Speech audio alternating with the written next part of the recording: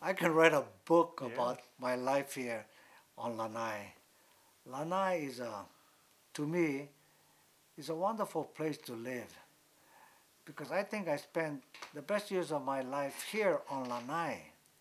The people are so friendly. Where can you go in this world today that while you're walking down the street, every car that passed by would wave at you?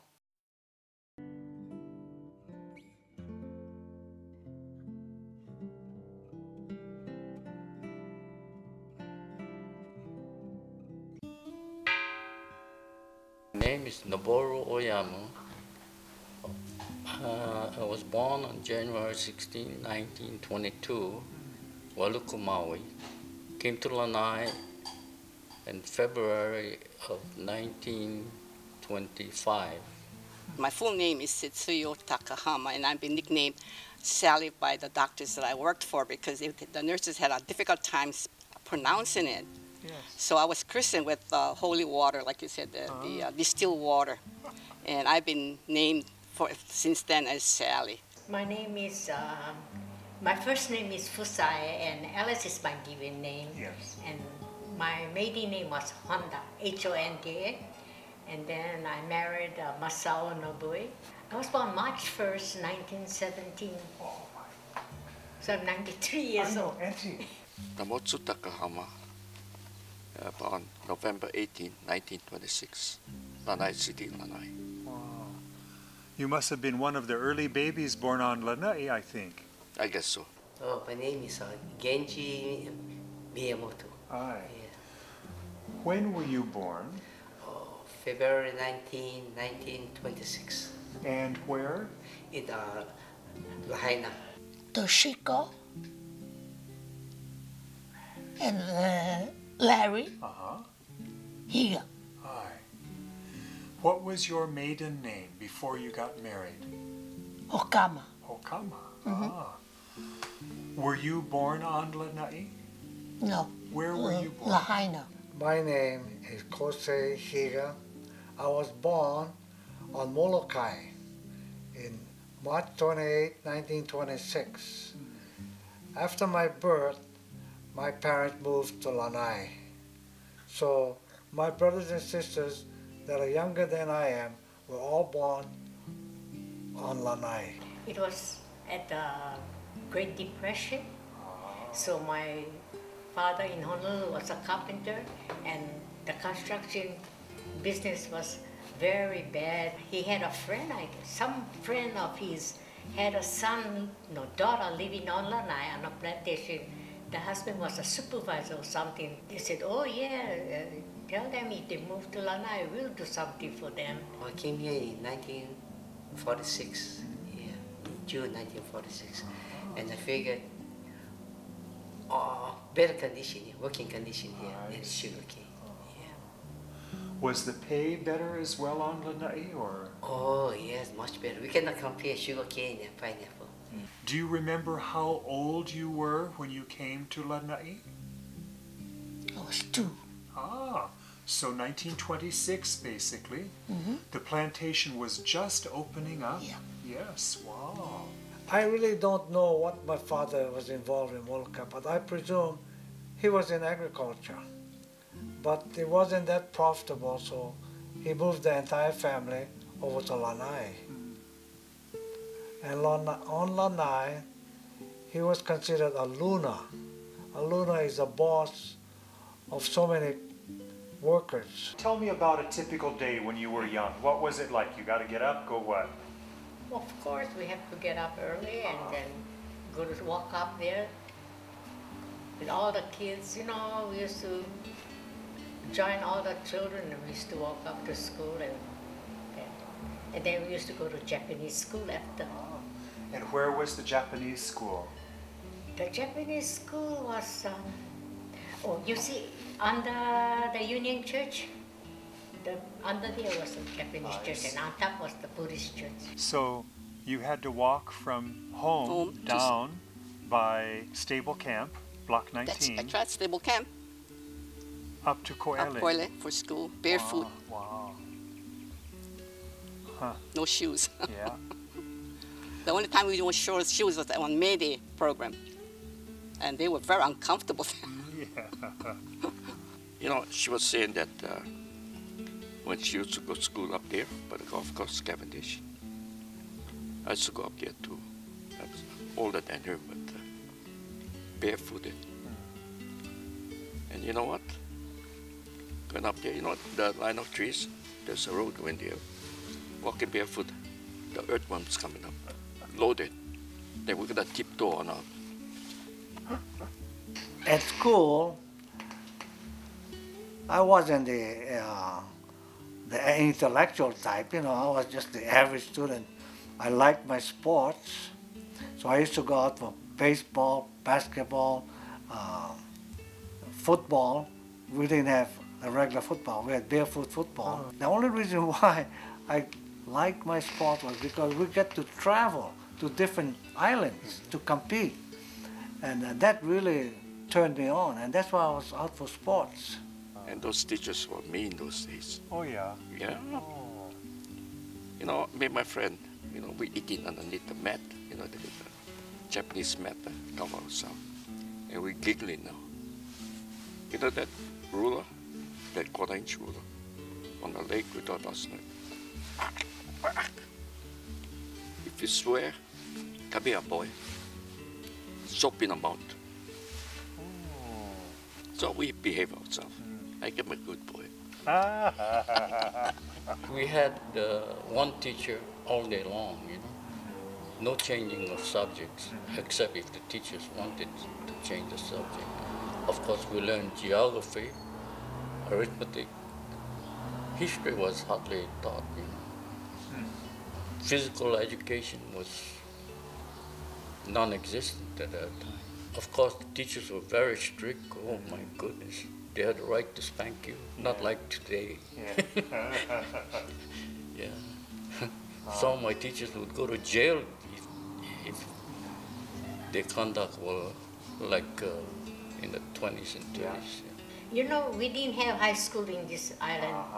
They couldn't afford a school here, so we just had to drop out or go to Lahaina Luna or go to Honolulu. But my parents couldn't afford to put us in a boarding school or anything. Yeah.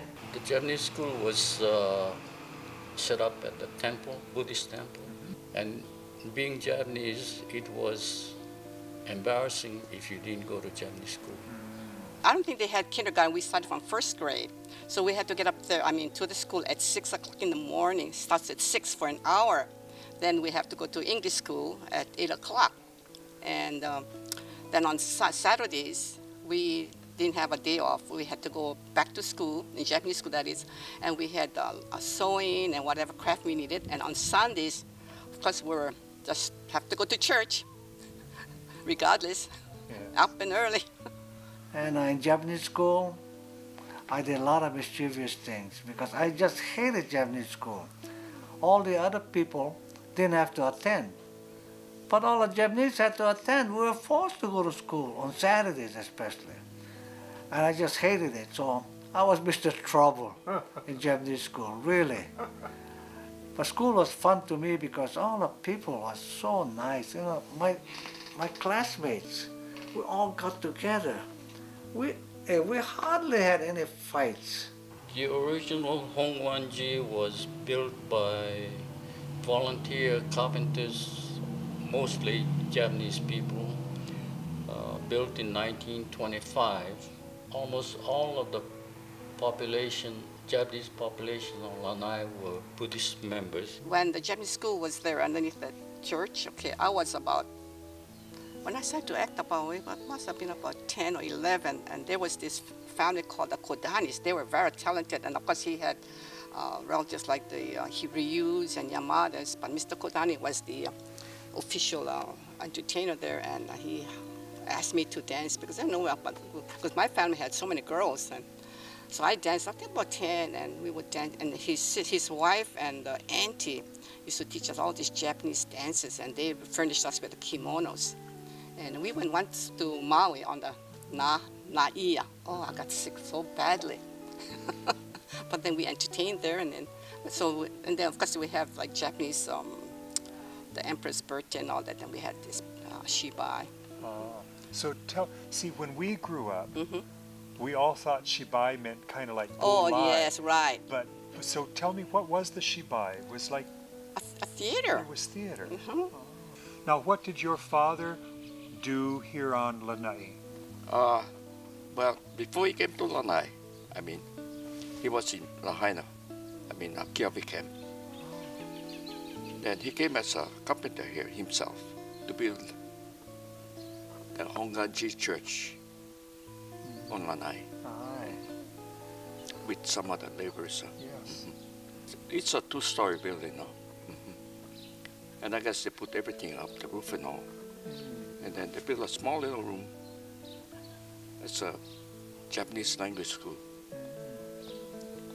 And the church was taken away from us during the war. Aye. But every Sunday, we used to go down the beach, swim, and then walk home. But that particular Sunday, I remember vividly, December 7th was a Sunday morning, and we were swimming. And after we got through swimming, we go to the store. And they had a little store down the Kepā Maly, okay, little store. And all these people were around this radio. We didn't have television, just had radio. Then I noticed all these people, evacuating. They live in their houses. Some of them going up to the mountain, yeah. Then we found out that war broke out. And so everybody was kind of panicky, But then we settled down after that. Oh, we had that blackout and we couldn't go out at night. And we have to put the pineapple black, they're planting black paper on the windows so that the lights won't leak out. And we have to ration food. My mother had to wait in line. We were all ration food, so. Wow. What happened on Lanai, and why? What happened with the old Honganji? It was taken away because, while minister was interned, he was taken to somewhere on the mainland. So the plantation manager said we have to close down the church, and we have to get rid of the altar, the decorations also. So that was all peeled off from the walls, and of course was kept at the old graveyard. And then said no Japanese schools, no churches. Then, of course, we didn't have any church, so we didn't go to church at all. Because my dad, used to say a little prayer at home, and I didn't even participate with any of the other churches. The U.S. government was very leery about the Bonsans, the preachers. They felt that they were still sympathetic with Japan, and that's why they took them out, and then they sent them over to the relocation camp. The military confiscated all of our radios, our Japanese language books, and they were stored in somewhere around Pine Island Market. And of course, I knew I had to use from some of these Japanese school materials, so I hid some of my Japanese books.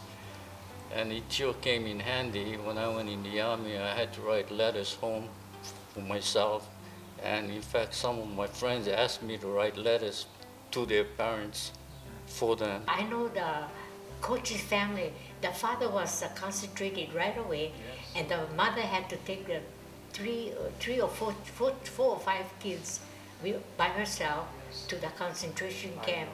And then the youngest, I think the baby, was so cold there that he or she caught cold and passed away at the concentration camp. It was so sad. We were very strict. We were called Japs and said, you guys better go back to Japan. And we weren't able to speak Japanese at all. And of course, the plantation came and they had some of the marshals that come up they were hired marshals, and they took away our shortwave radios and whatever pictures that indicated that we were Japan. Because my parents had some, like the Japan flags, those little flags, they were taken away. What were the early businesses right around Dole Park, Lanai City, that you remember as a youth? Who were the people? The people were all Japanese. The Okamoto store. Yat Lang was Chinese. Kido was a restaurant handling school cafeteria food. Where was Kido? Kido is now Canoe. Oh. And Shimokawa Bakery is now Pineapple. 565 was Fish Market. Tell me about the store, and if you remember the old man Hirakawa, tofu, like that. Yes, yes. He used to say where that this and that, this and that, yeah. That was where the tofu shop was. Ah. He used to deliver, he used to paddle with a little push wagon so many days a week, I think. Yeah. No, Hirakawa man had a push wagon, and every day go around the camp, ring the bell. There were another man too selling saimin udon. Yeah. Who was that? His name was Shirokawa Ji-san. Ji-san? Yeah, Ji-san means old man. Yeah. Okay, Shirakawa. Yeah. And we had another man who came from Maui. He was a pineapple grower, and during the Depression, he lost, I think, almost everything. So he came to Lanai to sell pop rice. Okamoto store was next to the fish market. They had general merchandise plus ice making plant there too. 565 was a photo studio.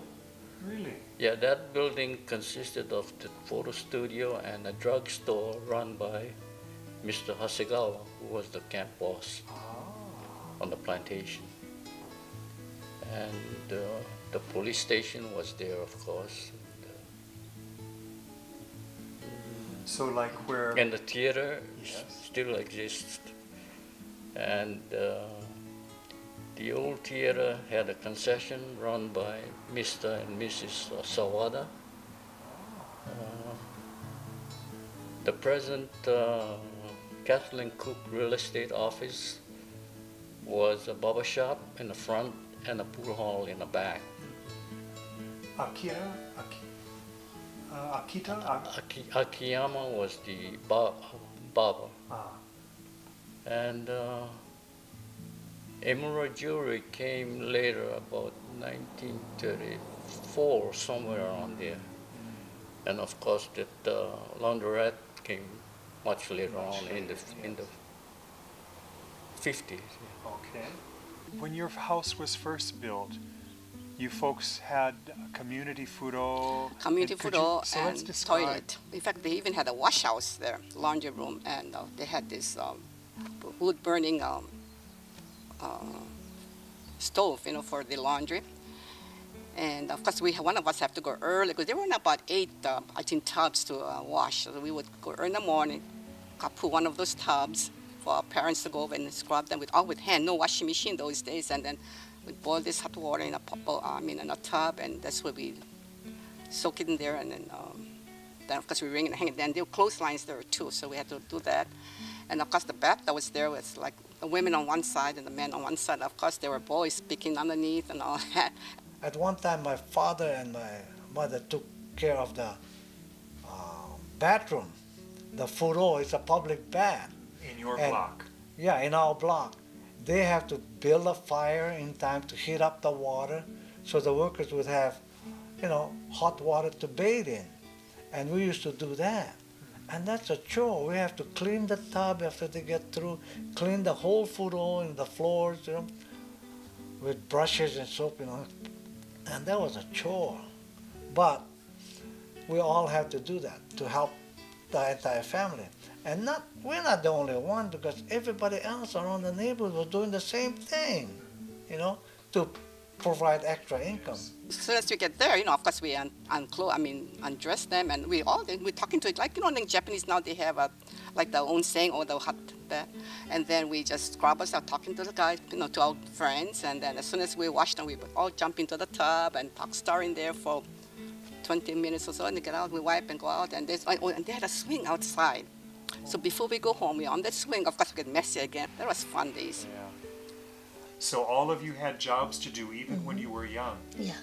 And within laundry too. Put water in it and we'll boil the clothes. And then we'll scrub. On the washboard. Yeah. Yeah. You know, the wages were so low, you know, and they did everything to help the family growing up. My mother was so busy. She took on laundry of the single workers, and my sisters all helped out. And then my mother took in boarders that would come in and eat with us, and she would feed them for the little wages that added to the entire income. Do you remember what was your first job on the plantation? First time I came here was picking pineapple. Then I went to company shop, help with whatever job the companies need. I used to help those help the companies. And then I went to work as a surveying. Yeah. Then from surveying, I went. Then they was looking for someone who in genetics. In genetics, they want someone who know. You have to know agriculture, you know chemistry, so how to fill a qualification. So I had all those training in school. So that's why they called me over to work in the genetics department. I had a pretty good job when I got out of school, right out of school, you know. I was working at the research center, you know, and that was easy job, you know, not too hard. You're not out in a field, you know. But at one time, these friends of mine used to operate a tractor, you know, the bulldozers, and then